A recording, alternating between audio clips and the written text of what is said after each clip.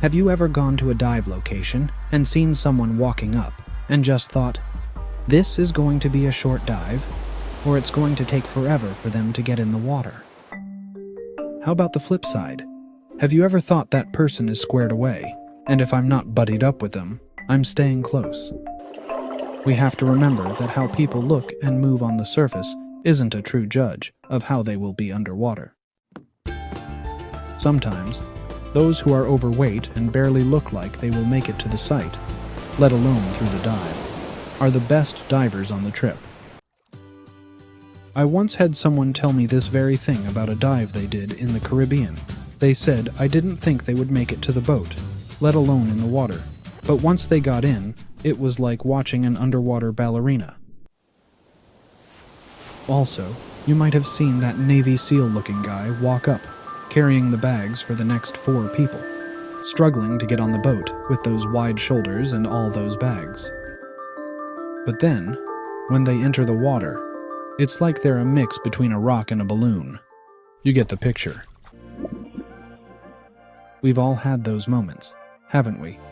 When our assumption bubbles get popped. It's not just us, though. Even in the Bible, a great prophet found himself in the same kind of situation. When Samuel was sent to anoint the king of Israel, he came across Saul. Saul was a man who stood so tall that, honestly, no one else in Israel even came up past his shoulders. Saul really towered over everyone. He had the stature of a king. But it didn't take long to realize that while he was outwardly impressive, spiritually, he was more like a rock. The kingdom was quickly torn from him, and his true nature came out.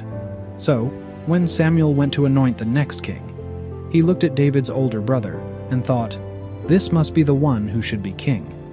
Why? Because he fit the role physically. But, after going through everyone, he came to David, the one even his own dad didn't think should be in the running.